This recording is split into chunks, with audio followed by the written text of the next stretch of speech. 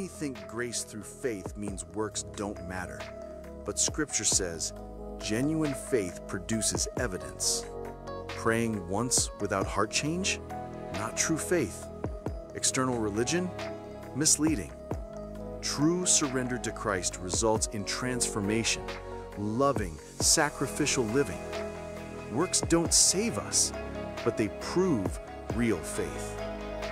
Salvation is secure by grace, but true faith shows in a selfless life. More than heaven. Salvation and transformation, more than a destination. Good morning! Okay ba yung ano? Okay po ba yung tunog sa bandang likod? Okay po?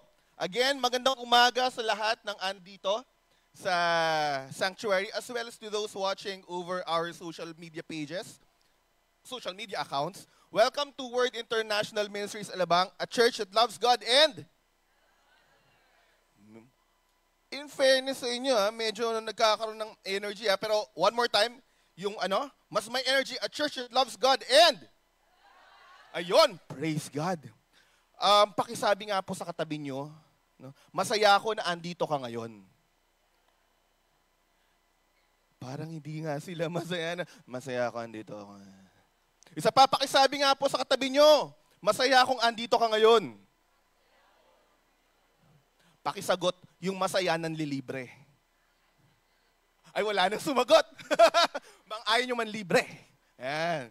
Sa mga hindi po nakakilala sa akin, I'm Brother Jet Bugayon. I'm part of Winalabang's preaching committee. At ako po today ay naatasan to deliver the fourth of our 5 parts series entitled More Than Heaven.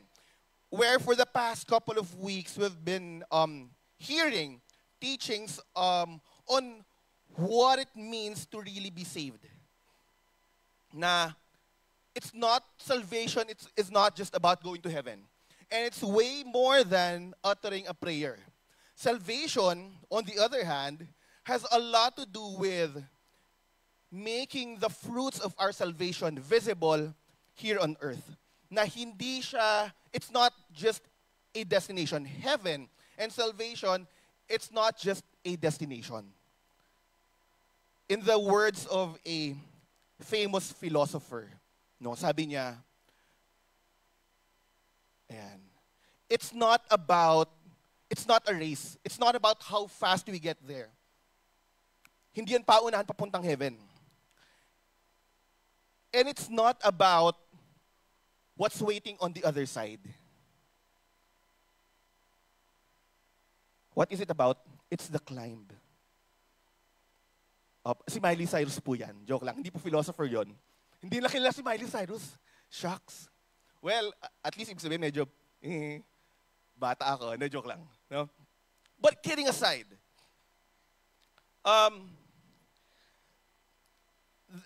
the point is, the mere fact na kailangan tayong paulit-ulit na sabihan ni Jesus, you know, on how to live a righteous life here on earth is because hindi siya madali. Madali po bang mamuhay as if you're in heaven here on earth? Madali bang mamuhay ng kalugod-lugod sa Diyos all the time? Madali po ba? Hindi madali because a lot of the things when it comes to our human nature are going against it. Maraming mga bagay na ang hirap talagang pigilan. Tama po ba? Sige nga po, ano yung mga bagay sa buhay nyo na ang hirap pigilan? Facebook. Actually, doom scrolling, no? Minsan napupuyat tayo eh. Kumbaga, netting aside yung mga parang hindi magaganda, ano yung mga bagay sa buhay nyo na kahit anong gawin nyo, hindi nyo kayang pigilan? Huminga. Di ba? Try nyo pigilang huminga. Try nyo lang. Di ba? Ano pang ang hirap pigilan? Mapikon. May iba nagsabi, umibig. Ang hirap pigilang umibig sa may tingin sa katabi. Yeah? One of the things din na mahirap talagang pigilan, totoo lang, and ako, guilty ako dito. Ang hirap pigilan minsan na mag-isip.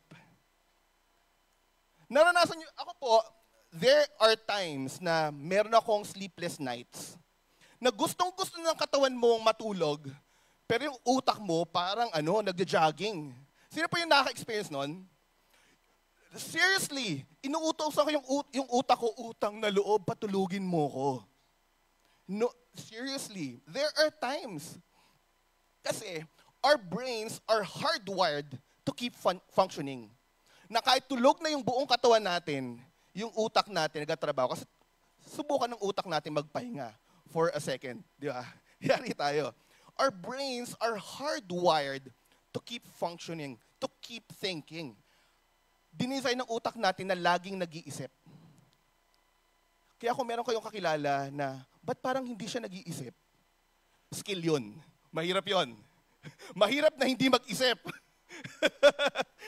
Joke lang po yun. But the point is, ang utak natin are hardwired to think. In one of my previous preachings, I said that there are studies that say that on the average, a human adult makes about 35,000 decisions a day. Ganyang kabis yung utak natin. And it ranges from simple parang choices to complex decisions. At dahil nga ganyang karami yung desisyon na ginagawa ng utak natin, ang default din ng utak natin is the path of least resistance. Sa dami ng kailangan niyang gawin, dapat yung pinakamabilis. Tama po ba? Sino dito yung maraming gawain sa bahay, tas ang gagawin niya lahat long cut? Wala, di ba? Lagi, pag marami tayong kailangan gawin, hahanapin ano yung fastest way to accomplish everything. Path of least resistance. Ganyan yung utak natin. And one way for our brains to make fast decisions is via comparison. Madali ano bang bagay sa suot ko ngayong sapatos? Ito ba o ito? Di ba? For you to make a decision, one of the easiest ways is to compare. Ito ba o ito? Sino yung tingin kong mananalo pag nag-basketball? Si Pastor Paul pa o si Pastor MJ? Pero sabihin ni Pastor Paul, it's not always about the height. No? Comparison. Mas madali kasing magdesisyon when we compare. And truth be told, a big chunk of the human judgments of our decisions are based on comparison. Let me give you an illustration. Ayan. Nakita niyo po yung box A? Sino po nakakita ng box A? Yung iba nakapikit. Pakita niyo nga po yung katabi niyo kung nakadilat. Okay? Can everyone see box A? Can everyone see box B? Yan. Ito po ang tanong ko. Aling box yung lighter in color? Lighter in color. Sure? Sino po nagsasabing B ang lighter in color? Lighter, yung mas maliwanag, mas mapusyaw. Sino nagsasabing B? Taas ang kamay. Mas mapusyaw, mas mapusyaw, light. Sino nagsasabing A yung lighter color? May konti. Sino nagsasabing ayoko lang sumagot? Okay. A vast majority of us said it's box B. Okay. Kung titingnan po natin, let me eliminate all the other boxes. What do you see? They're actually of the same color. Ulit? Okay. Ayan. Nagmumukhang lighter yung box B kasi yung surrounding boxes niya are darker. You get the point? Ito, mukha siyang madilim dahil maliwanag. And that is what's happening with a lot of our, decisions. Not all the time tama yung decision natin sa buhay. And there are times that we make comparisons, we make judgments because we compare something with the wrong thing. we compare someone with the wrong person. That is the problem with comparison. And that also happens when it comes to human relations. There's a term in psychology, baka alam ni Sir James to, no? Or ni Pastor Paul. They call it social cognition. Ano yung social cognition? Social cognition is that built-in or innate drive in humans in general where we want to evaluate ourselves and our actions by comparing them with others. And that is how we find out and understand ano ba yung place natin in the world. We are built, there's this human nature that we want to compare ourselves with other people. And that is how we find our value. That said, parang it's safe to say that it's part of human nature to make judgments. Tama po ba? Sino dito yung never nag-judge? Pag may nagtaas ng kamay, i-judge ko. O pag nagtaas ng kamay yung katabi nyo, titigil nyo na. Joke lang. No? Yeah. Safe to say, a lot of us has at one point in time made judgments of other people. Based on what? Saan natin sila judge? Sino yung benchmark natin? Sarili natin. Sarili. Again, I'd like to go back to moral comparativism, which I've discussed in the past, several weeks ago.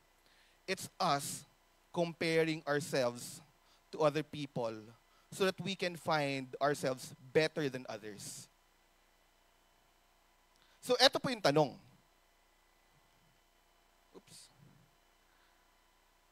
When it comes to judgment, when it comes to judging other people, is it what God wants us to do?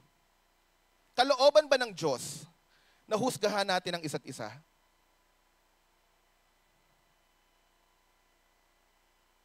Kalooban ba ng Diyos na i-judge natin ang isa't isa? Depende. Depende. Good answer. Sino pa nagsabing hindi? Mali ang mag-judge. May mga nagsasabi, mali ang mag-judge. Sino pa nagsasabing, lagi tayo dapat mag-judge? Sino yung magsasabi na ayoko pa rin talagang sumagot? Kahit pigain mo ako, Jet, hindi ako sasagot. Unless may prize ka. Wala today. Sorry. So, most people would say, pag sinabi mong judge, pagiging judgmental, pag sabi mong isang taong judgmental ka, is it positive? It's negative, di ba? So safe to say, mukhang judgment is something that we're not supposed to be doing. But here's the other question. Kung hindi ko i-call out, pag may nakita akong ginagawang may nakita akong ginagawa ng isang tao, isang kapatid na hindi ko gusto, mananahimik ako? Hindi ko i-call out. Where is the balance there with accountability? Akala ko ba accountable ako sa kapatid ko? Kung hindi ko sasabihin sa kanya na may nakikita akong ginagawa niya na hindi ko gusto, paano siya mag-improve? Where's the balance there with what Proverbs 27 verse 5 says? Na better is open rebuke than secret love or hidden love. Alam natin yun, di ba? Kaya ginagamit natin yan to correct other people kasi I'd rather say it out loud, say it to the person than, not say anything at all because that is not love. Or how do you balance it with Ephesians 4:15? Speak the truth in love. Speak the truth. Yes, in love, but I have to speak the truth. Where's the balance there? If we're saying mali mag-judge, but what about accountability? Where do we draw the line? Okay. Those are some of the questions we will try to answer today. The title of today's message is Pakibasa nga po. Isa pa, mas malakas? Yan. No judgment. And if there's one thing I want all of us to remember today, conveniently, it's that line also. Yun lang ang kailangan nating matandaan today. No judgment. And we will see what the Bible has to say about it. No? And it's basically what we want, the kind of culture na gusto nating i-establish here in Winalabang. And practically, dapat in all Christian communities. That Christian communities should be safe places for people. There is no room for being judgmental in Christian communities. Pakisabi nga po, wag judgmental. Pakitapik nga po yung sarili natin. Pakisabi. Hindi yung katabi nyo, Pakitapik yung sarili, wag judgmental. Okay. No judgment. Our scripture for today will be coming from Romans 14. We'll be kicking it off by reading verses 10 to 12. But obviously, we'll try to look at some other adjacent verse to that. No? Sabay-sabay po nating basahin. Before we read, take note that may mga hinighlight akong words dyan. We'll how to love like you do, Panginoon. Turuan mo kami how to build better relationships with one another, how not to judge one another, but instead, God, teach us how you would want us to love one another, and that is exactly how you have loved us. Bless this time, Panginoon, of our fellowship, and may you continuously give us opportunities to practice your word, O God. We thank you, Lord. This is our prayer in Jesus' name. Amen. Romans 14. So as always, before tayo lumubog pa sa scripture natin, let's try to have like a little more context on what Romans 14, the book of Romans was all about. Pero bago po yun, inom lang ang konti.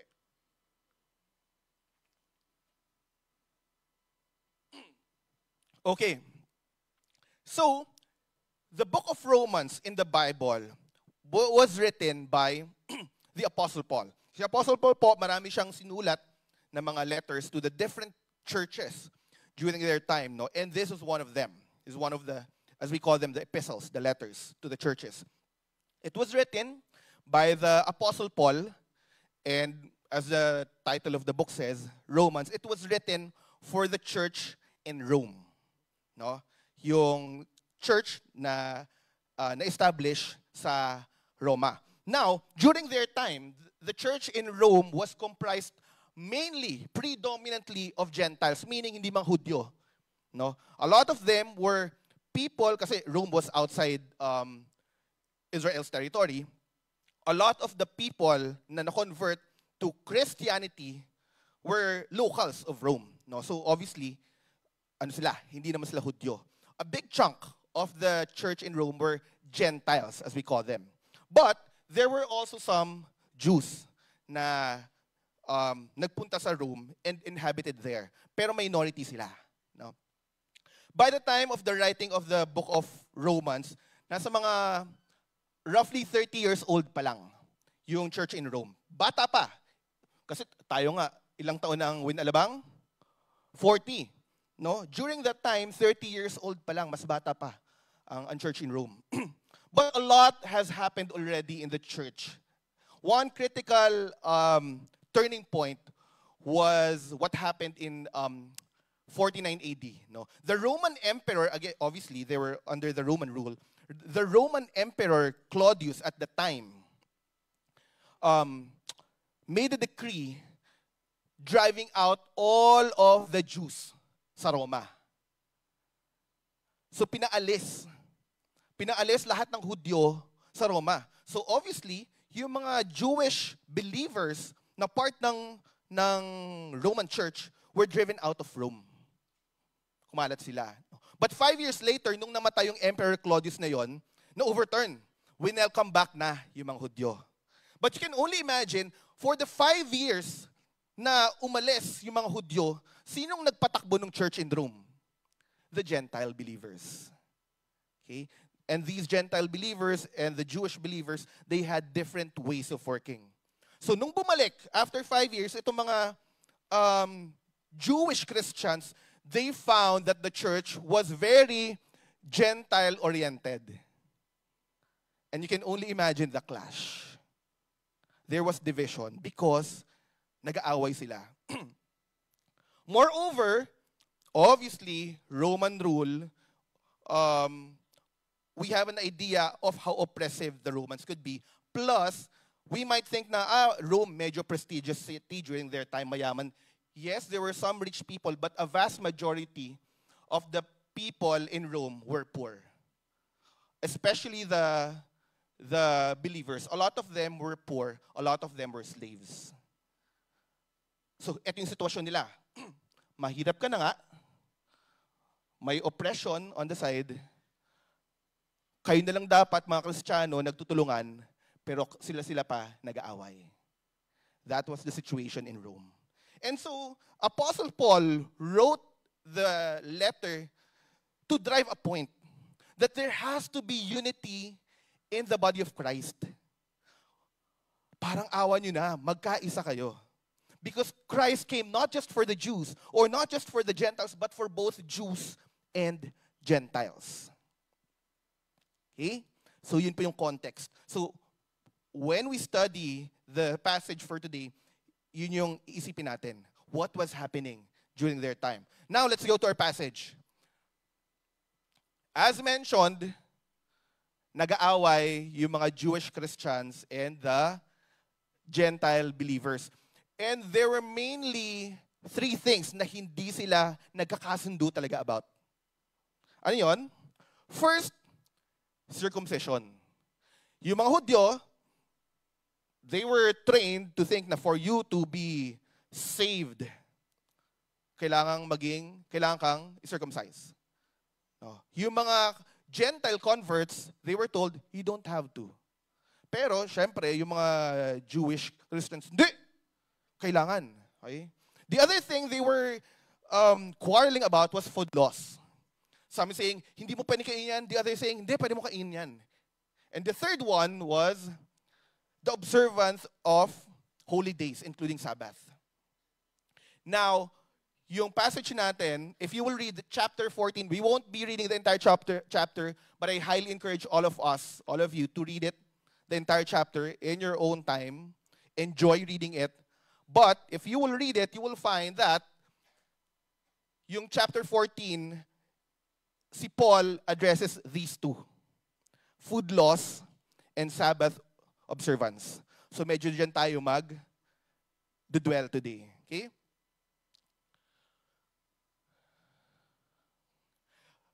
Chapter 14 opens with verse 1. And sinasabi ni Paul, Apostle Paul, As for the one who is weak in faith. Merong weak in faith. So, ibig sabihin, ang kausap niya dito, yung strong in faith. If you will read chapter 14, and we will go to that later, nagkakaroon distinction between the weak in faith and the strong in faith. Excuse po, but indulge me. Ilalabas ko yung pagka-90s kid ko. Sino po dito yung lumaki? Hindi lumaki. Sino po dito yung sige, nakapanood ng anime na Ghost Fighter. Ghost Fighter or Yu Yu Hakusho, Ghost Fighter. Opo, anime to during our time. Sila Eugene, ayan, Vincent, no? During our sa mga hindi po nakakapanood to, during our time, ito po yung mga cartoons na inaabangan namin. Na wala pang kaya ang tindi ng self-control ng mga tao dati kasi walang binge watching. Kailangan mong intayin talaga yung time slot. Yung 30-minute time slot, pero kalahati nun commercial. Okay? During dun sa Ghost Fighter, may mga sila, mga monsters or ang tawag na halimaw. Kasi malakas sila, no? Tapos may classification yung halimaw. Depende sa lakas, no? Yung pinakamahina, Class E. Pag Class E na halimaw ka, medyo isang pitik lang sa'yo, sumasabog ka na, deads ka, no? Pero yung mga pinakamatitindi talaga na masamang damo, yung kahit anong gawin mong tira, hindi namamatay, Class S. Pag sinabing Class S na halimaw ka, elite ka. Matindi yan. So, nung nabasa ko to, para palang ghost fighter nung time ng Romans. May mga Class E tsaka Class S. So, there was a distinction between the strong and the weak. Discrimination ba yun? Not necessarily. No? Tingnan natin, what was that all about? Ayan. Gumagalaw yung ko. Ayan. So, kinlasify yung mga Christians yung mga believers of Jesus in Rome into two. The strong and the weak. Kung babasahin natin doon, sino yung strong? The strong were the, quote-unquote, strong, were the Gentile Christians. Meaning, yung mga converts from Rome, hindi mga Hudyo. Bakit sila strong? Hindi dahil laki ng katawan, no? Bumubuhat ng mga hindi. Na. But, on the other hand, yung tinatawag na the weak in faith, they were actually the Jewish Christians. Bakit strong and weak? Yung Gentile Christians, strong sila because they were holding fast to the teachings of Jesus and that alone. Kasi wala naman silang mga traditions na sinusunod eh. Di ba? They were holding fast to the teachings of Jesus as taught by the apostles. So, kung ano yung tinuro ni Apostle Paul, naturo ni Jesus, yun yung embrace nila. On the other hand, yung weak believers or the weak brothers were the Jews. Because while they already embraced Jesus as the Messiah, they still couldn't let go of some Jewish tradition. Pag may nakikita pa rin sila na hindi nila gusto, natitisod pa rin sila. No? Kasi nga, yung mga Gentiles, and makita natin, wala na silang masyadong bawal or prohibitions. They believed in the liberty brought about by the salvation through Jesus. Pero yung mga Jewish, mga Hudyo, bawal pa rin yan. Ito, bawal pa rin. Okay. So kung titingnan natin yung dalawang pinag-aawayan nila, diba tatlo? Circumcision, food laws, and observance of the holy days. Ano yung pinag-aawayan nila about food laws? Yung mga Gentile believers, they were taught na you could already eat anything. And Jesus himself mentioned that in Mark 7. Sinabi sa Mark 7, ang nagpapadumi sa isang tao, hindi yung pumapasok sa tiyan niya. But yung pumapasok sa puso. And by saying that, Jesus declared all food clean. Kahit ano, pwede yun nang kainin. Pwede ka na kumain ng pork. Pwede ka kumain ng dinuguan. Pwede ka kumain ng bopis. Huwag ka lang high blood. But he declared all food clean. On the other hand, itong mga Jewish believers, if you will read Leviticus 11, nilatag talaga, very stipulated in the Old Testament, ano yung mga pwede at hindi pwedeng kainin. We won't go into the details, but there was a very good reason why God commanded them to do that. It was primarily to set them apart from all the other nations. Yung ibang nations, eto yung mga kinakain nila. You should be different because you are my people. Kaya eto yung mga hindi nyo kakainin kasi kinakain nila yan. You know, obviously, some are saying for health reasons. But primarily, it was to set them apart. But because salvation was open for both Jews and Gentiles, you could practically eat anything. Pero, the Jewish believers still held on to Leviticus 11. Also, isa mga templates nila, si Daniel. If you will read Daniel 1, when Daniel was exiled, hindi siya sure eh. Kasi yung kosher na diet ng mga Hudyo, hindi lang yan, ito pwede, ito hindi pwedeng kainin. Even yung preparation. For example, hindi ka pwedeng kumain ng animal na patay na. For example, nakakita ka sa probinsya, nakasagasa ka ng baka. Di ba? Papabayaran sa ng may office mate akong ganyan dati. Nakabangga ng baka sa probinsya. Ano? Eh di kailangan niyang bayaran yun. Pero syempre yung baka, kanya na. Pwede mong kainin. Yeah? Pero sa kosher diet, hindi ka pwedeng kumain ng hayop na hindi pinatay for the sake of eating. Pag iba yung reasons to slaughter the animal, hindi mo pwedeng kainin yon. So double dead for example. Kasi hindi ka sure eh. So, nung napunta si Daniel sa ibang territory, hindi siya kumakain ng meat kasi hindi siya sure kung kosher ba yung pagkaka-prepare noon. So might as well, gulay lang yung kakainin ko. Yan. So, yung mga Jews, I'd rather be safe. So I'm gonna stick to my diet. Okay? The other thing, again, nag-aaway sila on the observance of Sabbath. Yung mga Gentile believers believe that they're already exempt from Sabbath. They don't have to celebrate Sabbath in the traditional way, and you'll see that in Colossians 2. Pero itong mga Jewish believers, they still strictly observed the Sabbath. The when, the how. So much so na itong mga Gentile believers, dahil nga hindi nila din naiintindihan, they would sometimes brand Jews na tamad. Kasi sila, 7 days a week, magtatrabaho sila. Pero itong mga Jews, kailangan mag-set aside ng 1 day a week. And they would think of that as being lazy. Excuse mo for not working for 1 day. So, some of the conflicts, and because of these conflicts, anong nangyari?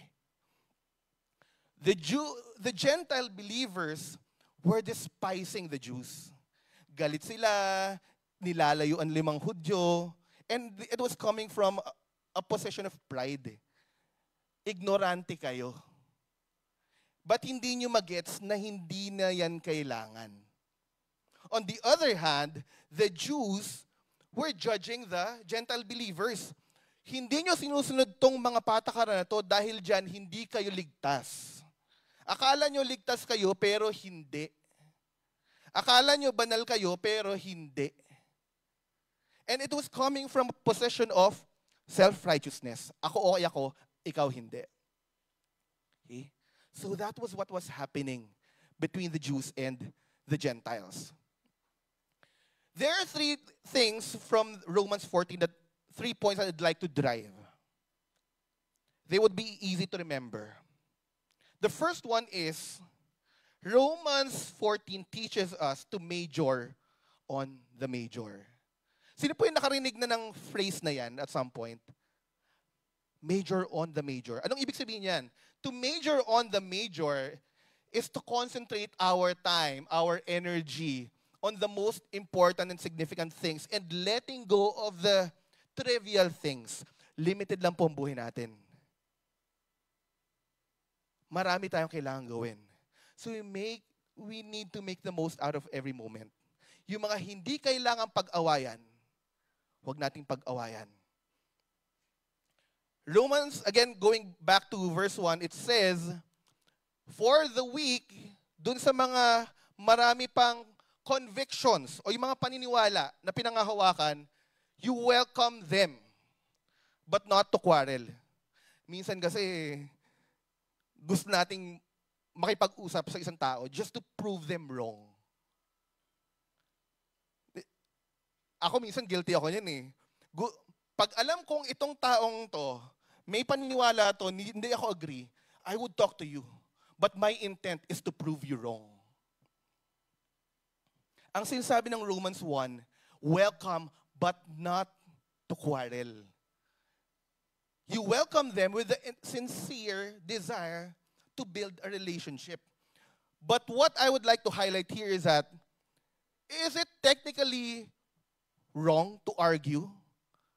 Is it wrong to make a point? Is it wrong to speak your mind? When is it wrong? When do we need to shut up? When it comes to opinions. Hindi sinabi dyan, but not to quarrel about theology, about who God is, but not to quarrel about opinions. Because the things na pinag-aawayan ng mga Hudyo and Gentiles at the time were not theology. It was not about who God was. It was their opinions. Major on the major. May mga bagay na dapat pag-usapan. May mga bagay na hindi na dapat pagsayangan ng panahon. We major on the major. And I'd like us to think about this. Ano ba yung mga bagay na we Christians quarrel about that we're not supposed to be quarreling about? Politics. Politics. Nung time ng COVID, vaccination. Right? Recently, even pag-attend sa rally. Ano ba? Yung mga Kristiyano ba dapat umattend ng rally? Against corruption to ah. Some Christians don't want to participate. Pag hindi ka nag-participate, ibabrand ka na, wala kang pakialam sa bansa. You're not doing your part. Yung mga ayaw naman mga ayaw naman mag-join, no, I'm praying for the country. I don't think that will help. Is one right or wrong? I don't know. Those are opinions. Some other things Christians nowadays quarrel about. Would you believe in some other, I would say in some other areas or denominations, whether or not women should take leadership posts or should speak sa pulpit are being quarreled about? These are things we're not supposed to be quarreling about because they're not worth it. What we are being told is that marami tayong kailangang gawin. We have limited resources, with limited time, limited energy. Major on the major. Okay lang sana kung yung time na ginugugol natin talking about these things, mas marami dyan yung ginagawa nating time to disciple, to reach out to the world. Okay lang, fine. But until we get to that point, I don't think it's worthwhile to do. Amen po ba?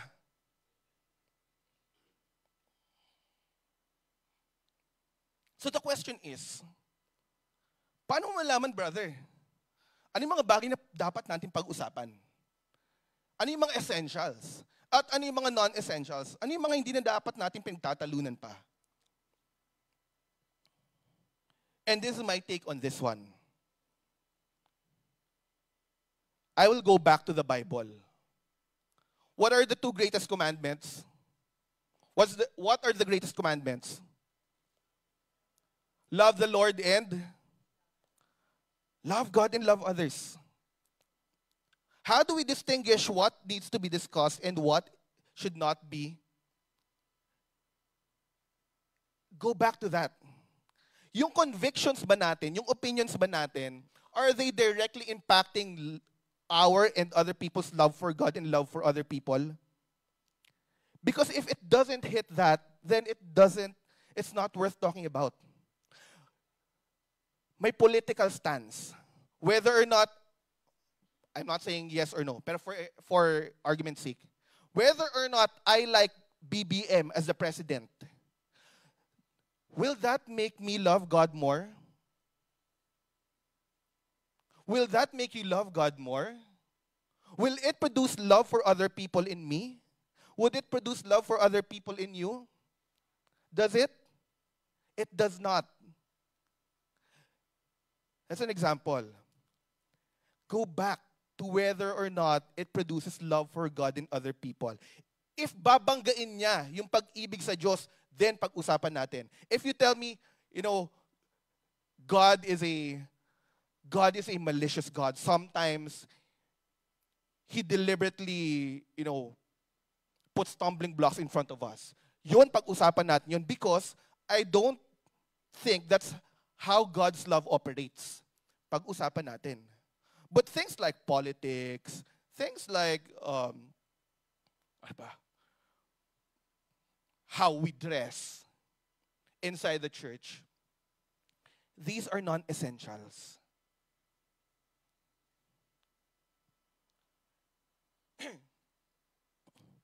Kasi sabi sa Romans 14, sa verse 6, no?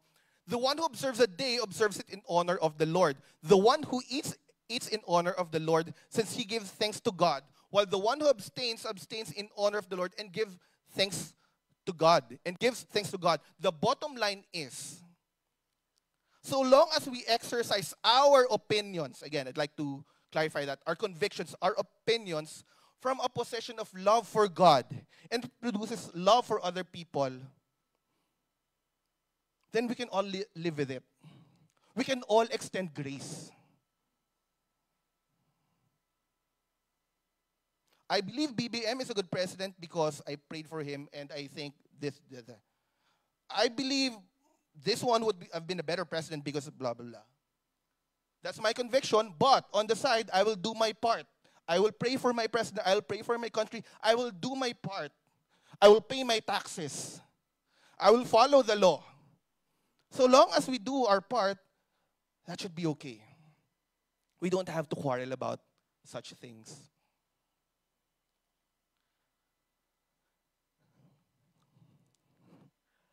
Picture po yan with my office mates. Ganyan po talaga yung mukha nila sa totoong buhay. Pag na-meet niyo po sila, smiley tayo. This was a picture during one of our dinner dates ng office mates ko. Obviously, kapag kakain kami, some of them would order alcohol. For some people, this might be frowned upon. I know some people na pag niyaya ng mga kaibigan nilang non-believers at alam nilang there would be alcohol involved, hindi sila sasama. And I respect that. I have nothing against that. That's okay. Conviction nila yun eh. And they have very good reasons about it. But this is I'm not saying this is the truth. Again, just citing an example. This is my conviction. Whenever my friends, non-believers, would invite me for dinner or to eat, alam kong o-order sila ng alcohol, I would still come. I'm not gonna order alcohol because I don't drink. No, I mean, and I wouldn't want to be seen in public drinking. Not because, again, another conviction, not because alcohol is bad. Ang masama, yung magiging malalasing ka, mawawalan ka ng kontrol sa sarili mo, no? But ako, I would be there for them. I would be there to share stories, to have fellowship, and magbantay kung merong malalasing, may kailangan bang ipagmaneho pa uwi, o may kailangan alayan. I would be there as a friend. No? That is my conviction. You would see me with other people, even if nainom sila, kakain lang ako. Inom ako ng Coke, sige. But I will be there for them. That's my conviction. But I'm not gonna look down on people who would say, pas ako sa ganyan. Because that is their conviction. I'm not gonna quarrel about it. I'm doing it because I'm saying, Lord, I want to build relationships. If I want to reach out to the world, I have to be with them. And with them is anywhere. Even in instances like this, I can exercise Christ-likeness. This is me building relationships whenever, wherever. But that is my conviction. But I'm not gonna shove it down other people's throats na pag may Kristiyanong, pas ako, grabe ka naman. Kaluluwa yung mga yun eh. Opportunity yun to reach out to them. I'm not gonna do that. Major on the major. There are things we can talk about. There are things we should not. Again, major. Pakiwasa nga po, 1, 2, 3. No judgment. Pakitapik nga po ang sarili again. Pakisabi, no judgment. Okay? Second point I'd like to point out is that, pakibasa nga po. Kanina, major on the major. Ngayon, let the judge judge. Judge, the first judge with a capital J. Verse 10 to 11 says, why do you pass judgment on your brother? Ito yung scripture natin. Or why do you despise your brother? For we will all stand before the judgment seat of God. We will all stand before the judgment seat of God. Hindi po tayo ang judge. Kung babasahin natin yung, if we look at verse 11, as I live, says the Lord, every knee shall bow to me and every tongue shall confess to God. You will find that in Isaiah 45:23. And kung babasahin natin yung Isaiah 45:23 and aaral natin yun, it has a lot of assertions of God's sovereignty. Si God lang ang may karapatan sa ganito, sa ganito, sa ganito, and that includes judgment. And rightfully so, because we know for fact na wala naman sa atin dito ang walang kasalanan. Kaya nga sinabi sa Matthew 7:1-5, di ba? We can't judge one another because we all have some faults. Let's not judge one another because none of us ang papasa sa pagiging judge.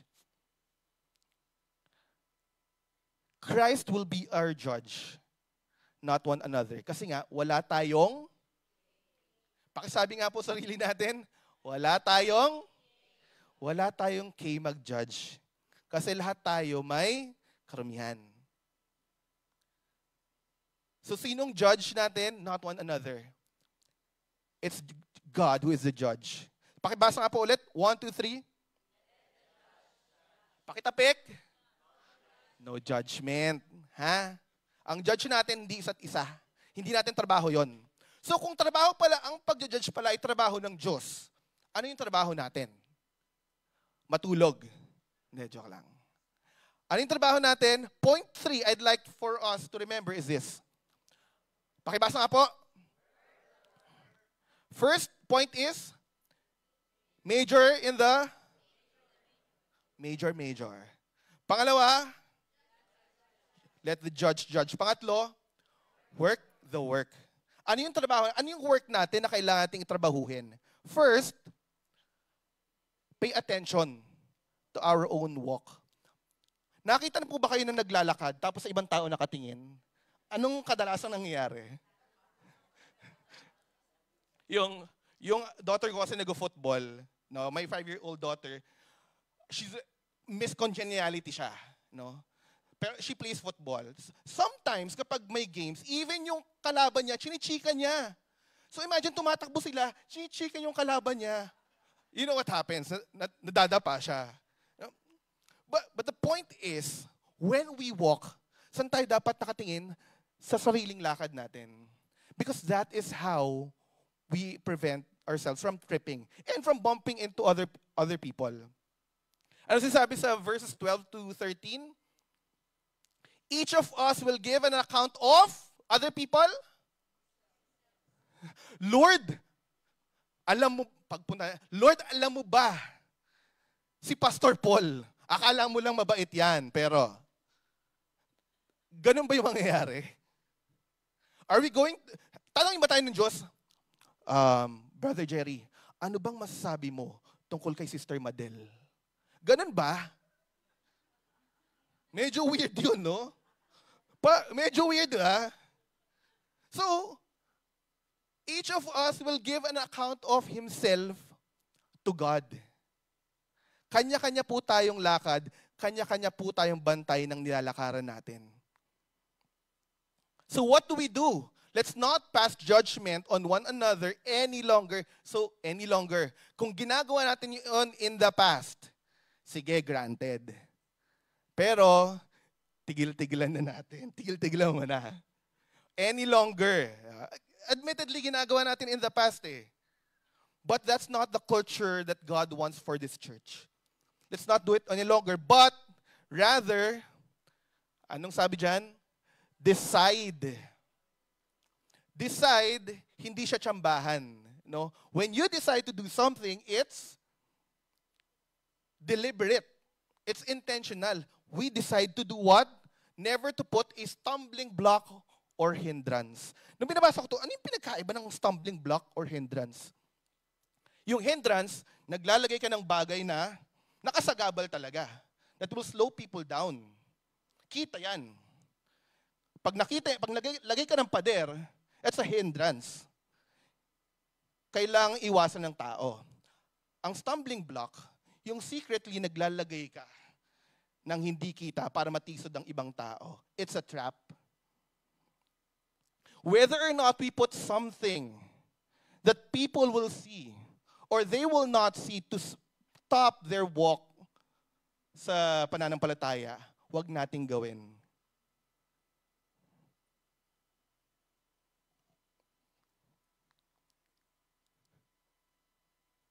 So what do we need to do? We make sure we check our own.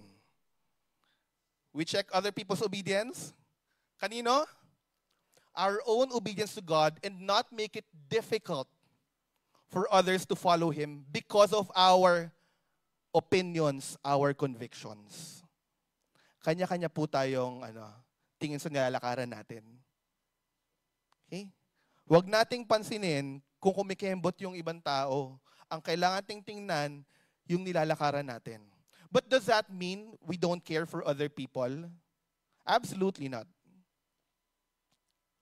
So what about accountability?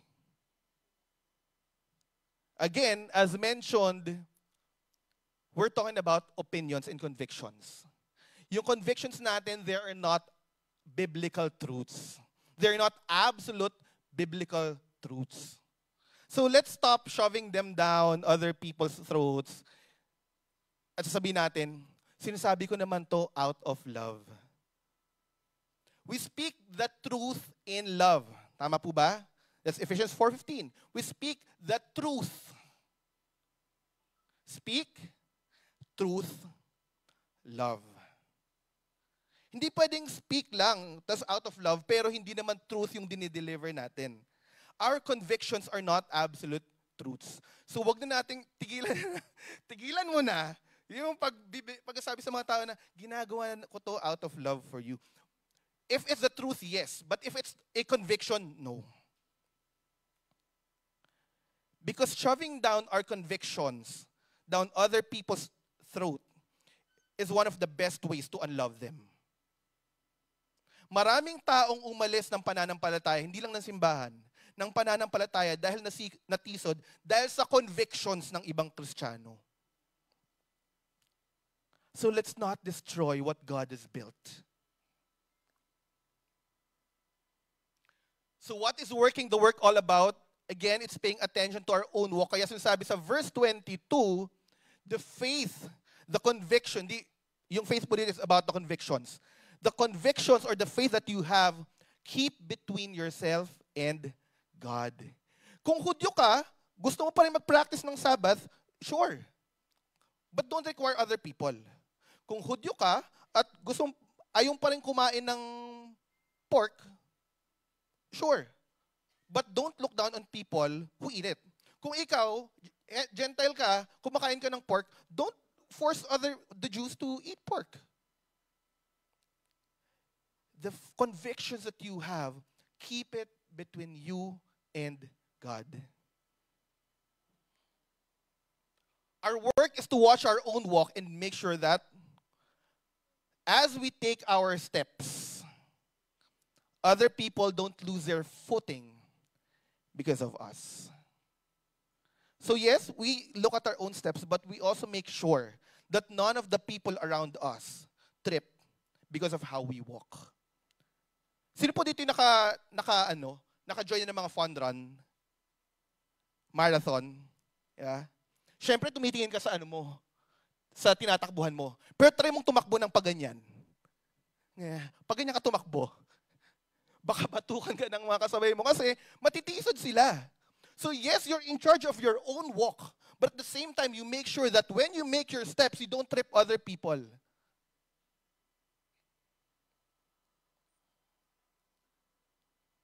The second part of working the work is pursuing peace and mutual upbuilding. And that's exactly what verses 17 to 19 says. The kingdom of God is not about externalities. It's all about how we manifest the Holy Spirit by having righteousness, which is the right standing before God and men. And when you have a right standing before God and man, you have peace, you have joy. Kaya nga, sinabi dyan, so then, let us pursue, again, a very active word. You run after it. You don't wait for peace and mutual upbuilding to happen. It's something that we decide on. It's something that we do on a daily basis so that we make for peace and mutual upbuilding. So wag tayo magtisuran because of our convictions, because of our opinions. What we need to do is to pursue peace and mutual upbuilding. I've been married for 10 years now, and one of the most important lessons that I've learned is that sometimes pursuing peace is to know when to speak up and when to shut up. My friends know how very opinionated I am. But in my married life, God has taught me that all too often, even if you think you're right, sometimes the best thing to do is to find the right time, find the right way, but in the meantime, shut up. Tama po ba?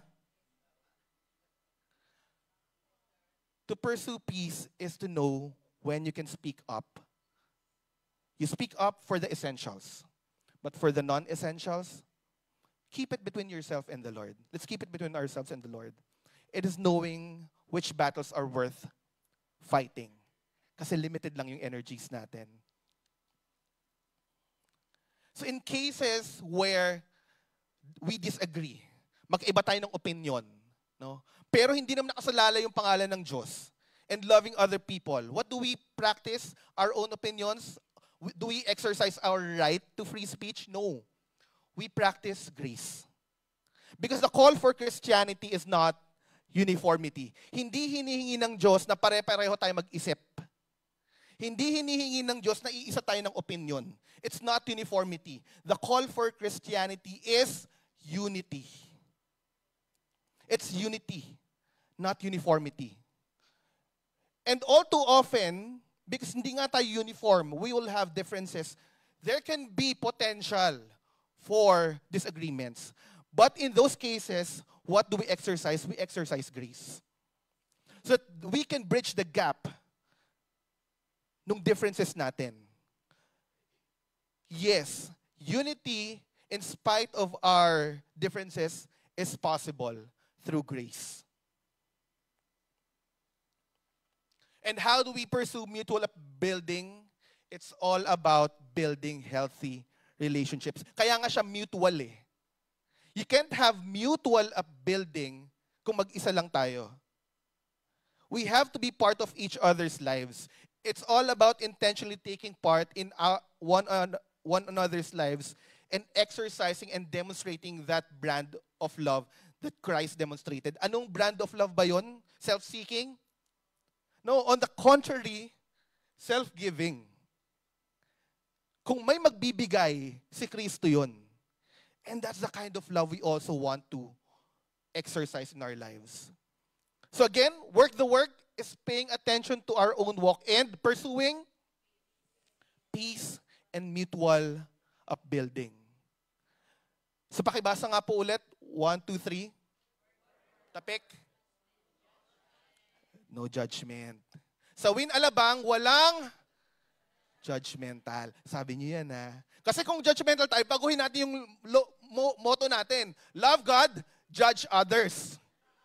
Parang maganda pakinggan, di ba? Win Alabang, where we love God and judge others. Parang maganda, di ba? Baguhin na natin yung nasa baba. No, we love God and love others. And loving, there's no judgment in loving. Tama po ba? There's no judgment in loving.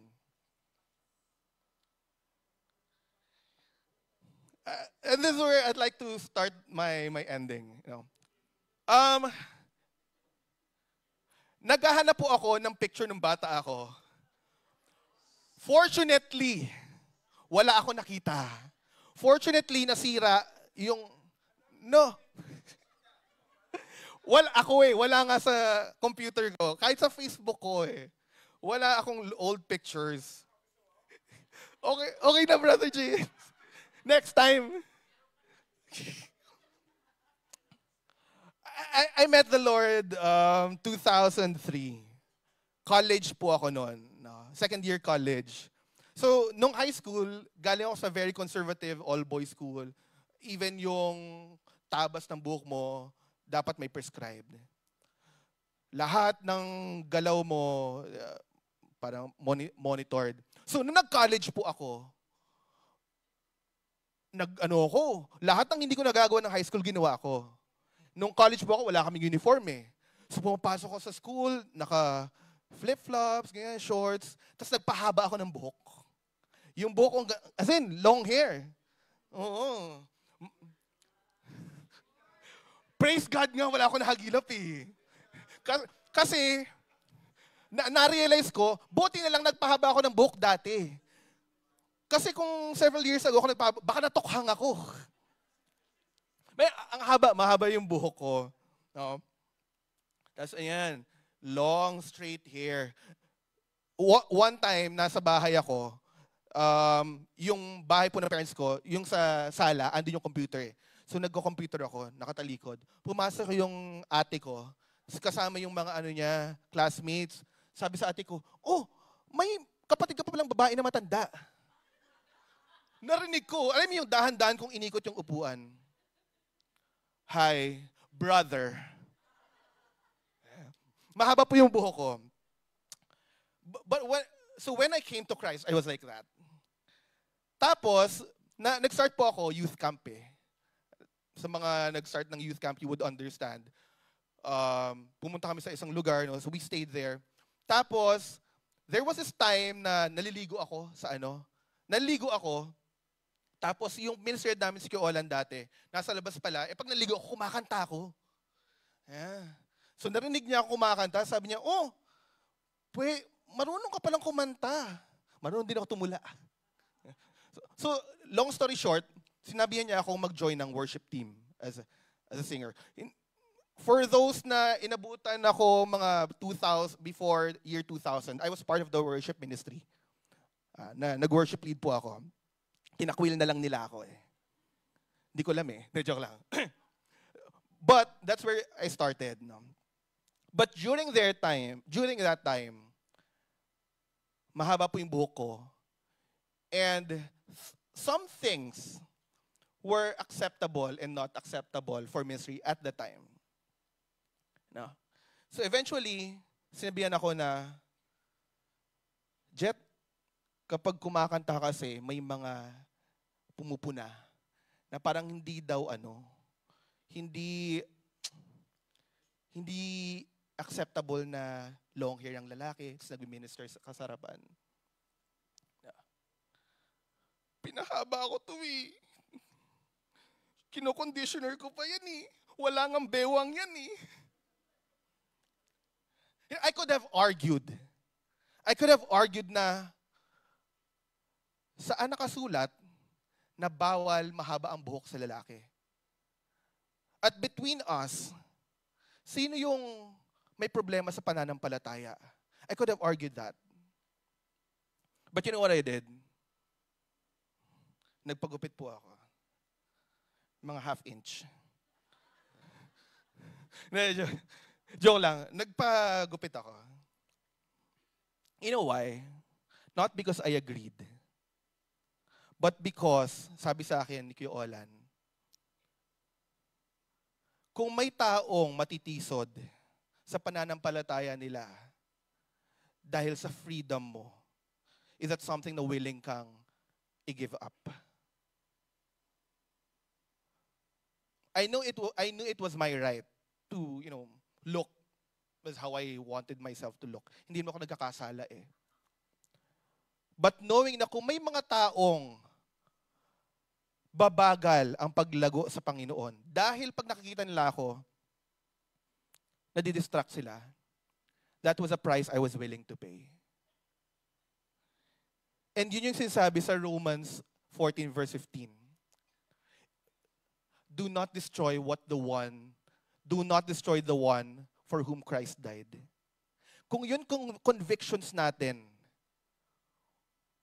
will be the reason for people to slow down sa walk nila in the Lord or stumble, is that too much of a price to pay? That was my conviction. I'm not saying you do the same, but that was my conviction. So nagpagupit po ako. Buti lang kasi eventually sabi ng asawa ko, mas gwapo ako ng short hair. Yeah. I could have argued that this is me. I could have judged other people who were looking down on it. But here's the thing. At the very core of judgment is the desire to lift up the self. I could have upheld my own opinions. But hindi yung call for Christianity eh. The call for followers of Jesus is not lifting up the self, but what? Self-denial. It's the dying to our own desires. Na kung may magbibigay, ako na lang. So imagine if everyone in the church, in the Christian community is like that. Kung merong magbibigay, ako na lang. What kind of a Christian community siguro yung meron tayo? Imagine the peace and the mutual upbuilding we will all have. If we all have that mindset, kung merong magbibigay, ako na lang.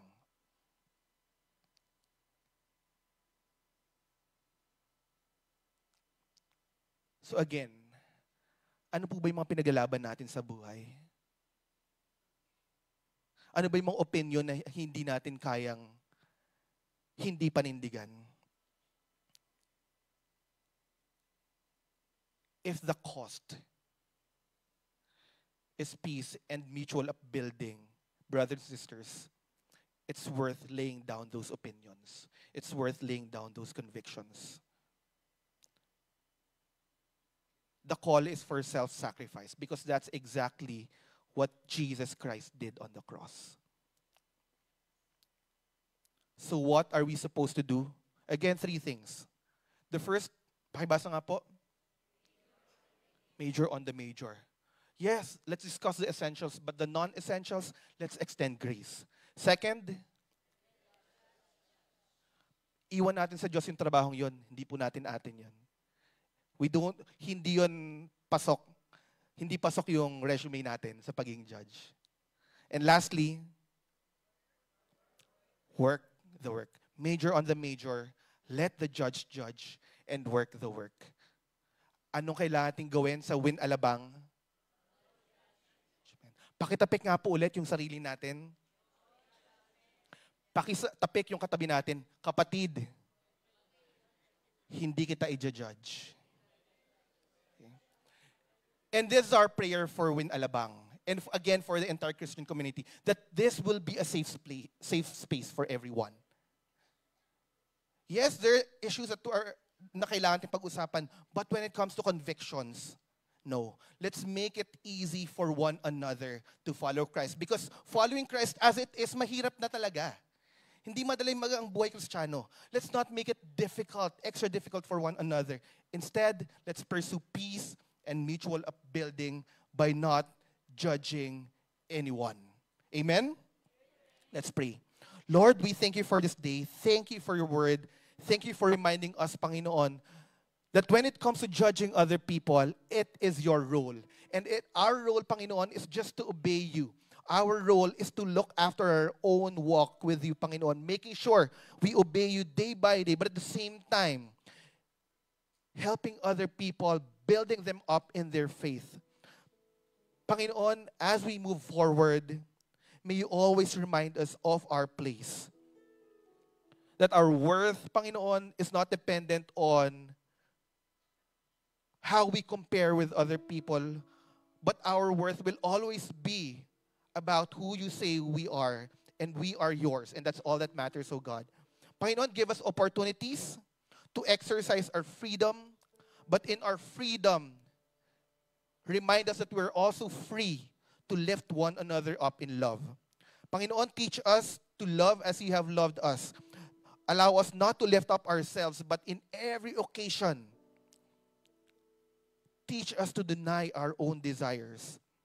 If the cost, if the prize is one soul getting closer and closer to you. Maraming salamat, Panginoon. To you be all the praise and glory in Jesus' name. Amen.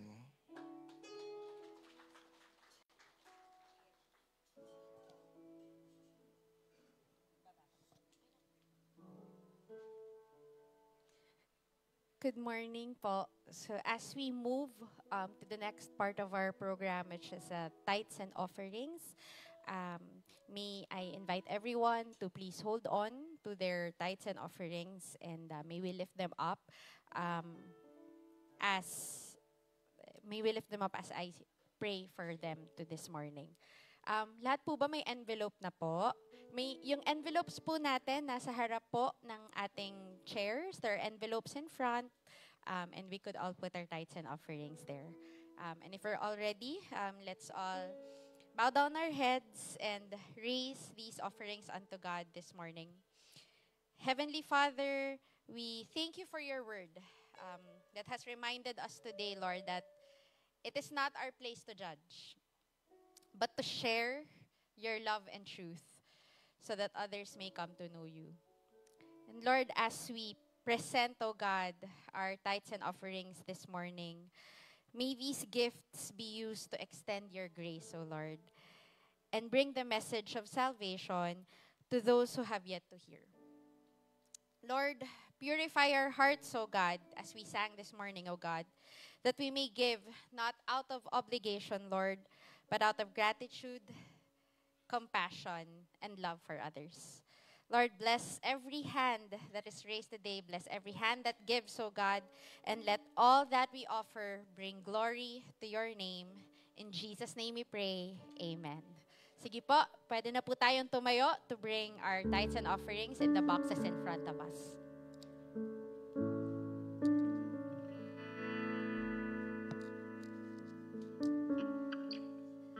For those who would want and prefer alternate ways to give, you could deposit or transfer online, and the details are in front in the screen. So we do have a BDO bank account, and the details are in front, Word International Ministries, Alabang, Inc.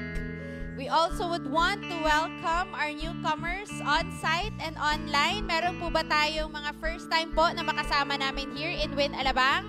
Kaway-kaway po. Sige, baka manahiya lang po, but we do want to welcome you in our church, and we do hope to see you again next week.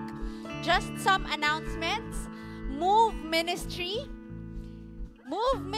is inviting everyone for a free badminton clinic. So, libre po sa mga gusto po na magpawis at mag-exercise. We do have an opportunity every Saturday, 8 a.m. to 10 a.m. Again, this is free training available for everyone. So, nag-start na po siya noong September 27. We're all eager to see you every Saturday, magpalo at magpawis.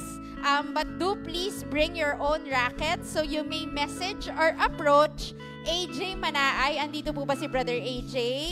Or si Brother June Carriaga. Kaway po, Brother June. I know you're here. So please, ayun, si Brother June. So please approach him for any questions. But again, just come here, come ready. September 27, every Saturdays, 8 a.m. to 10 a.m. Next is, undergoing pa rin po ang ating basic biblical counseling.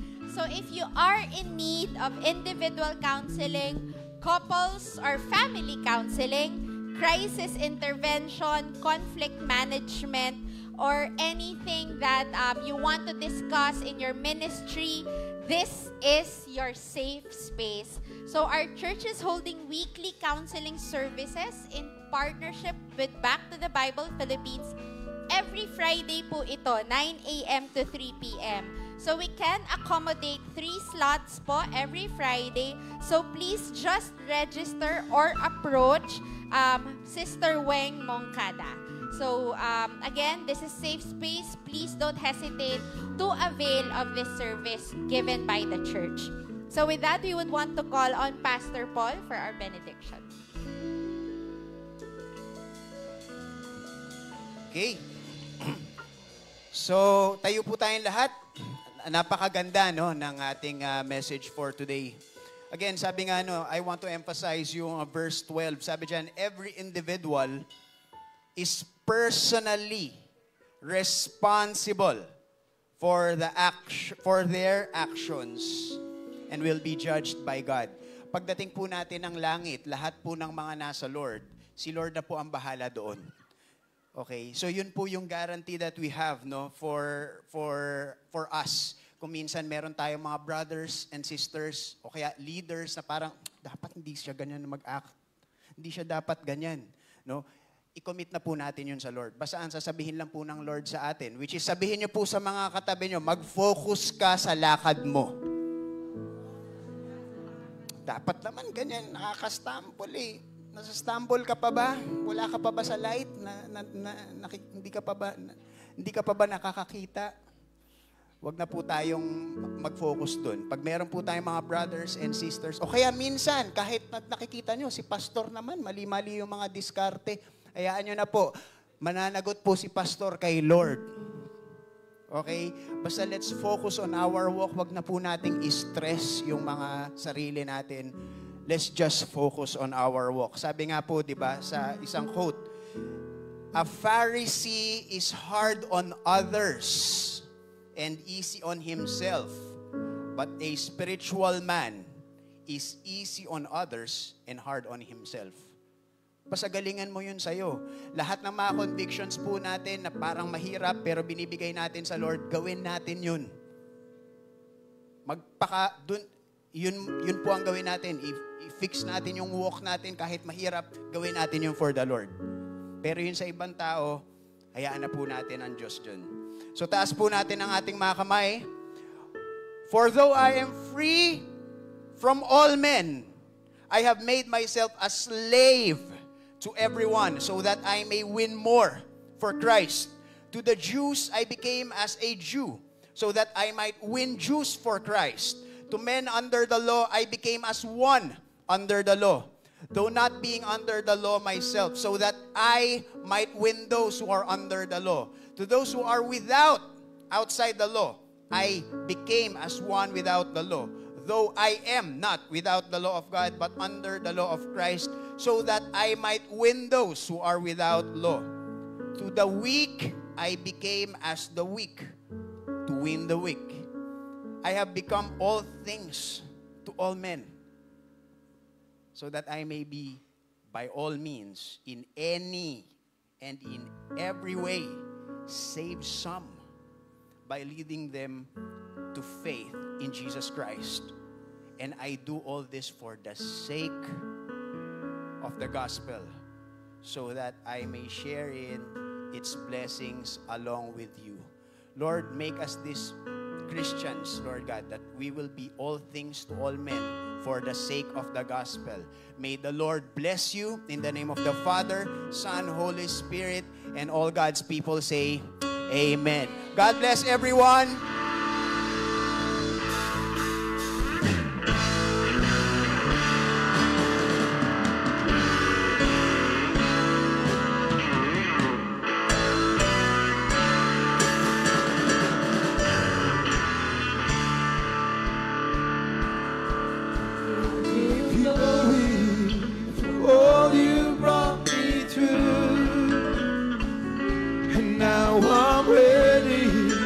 Whatever you wanna do.